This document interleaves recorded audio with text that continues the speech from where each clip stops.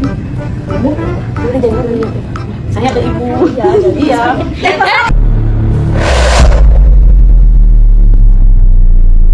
Rini Perdianti atau Sus Rini pengasuh Rayanza akhirnya bisa merasakan mudik usai Lebaran Idul Fitri. Dilihat dari unggahan YouTube Rans Entertainment, Sus Rini mengaku pulang tanggal 5 Mei tahun 2023, ia akan menikmati waktu di kampung halaman selama sekitar 1 minggu.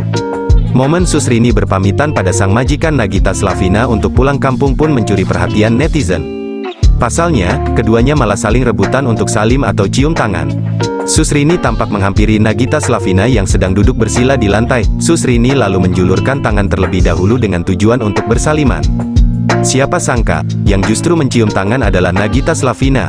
Melihat itu, Sus Rini terkejut dan langsung menarik tangannya.